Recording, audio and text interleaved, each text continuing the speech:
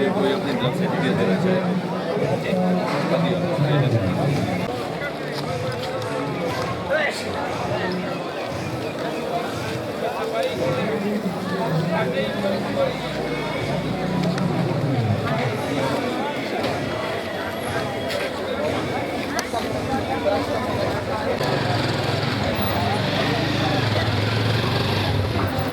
ہاں صحیح ہے.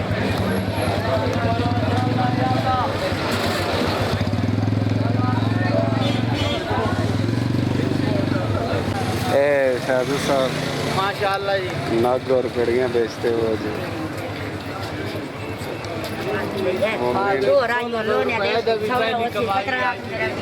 اللہ تعالیٰ برکت پائے گی. میں بھی سید ہاں تو میں تنگ نہیں کرنا.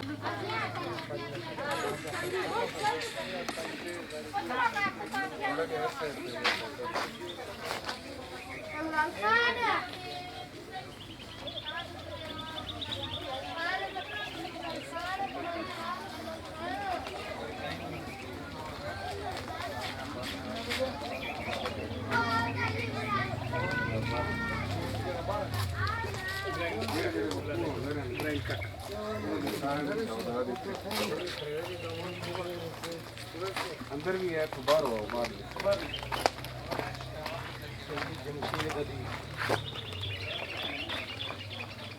یہ ملک صاحب اگے جڑا نا شہدا دی قبراں اتنے نہیں ہیں, صرف انہیں فوٹو وغیرہ لائے شہدا دے اگے نہیں.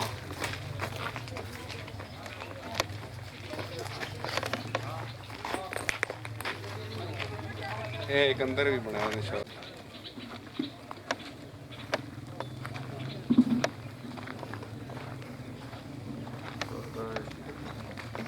کوئٹہ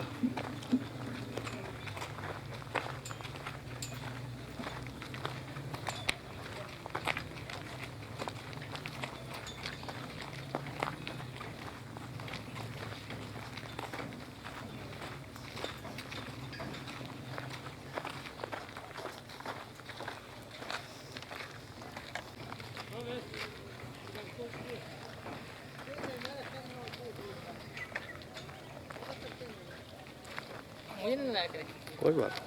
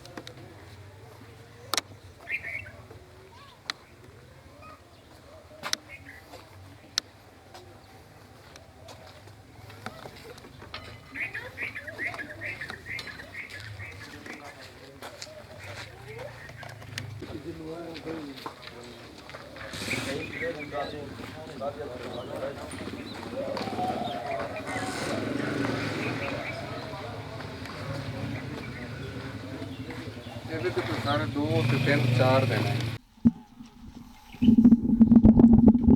اعوذ باللہ من الشیطان الرجیم بسم اللہ الرحمن الرحیم.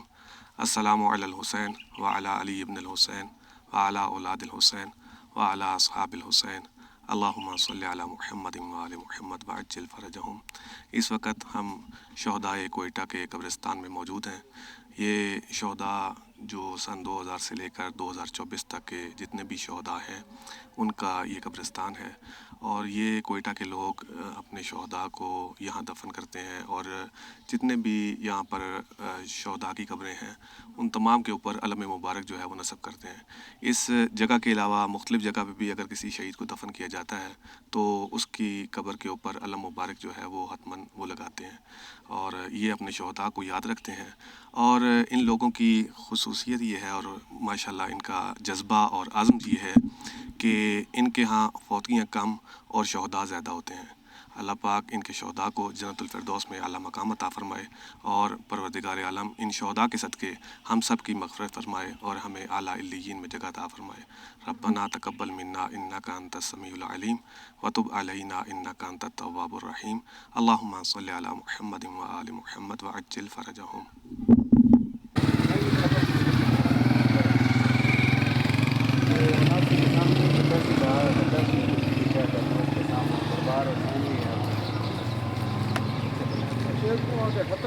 ہاں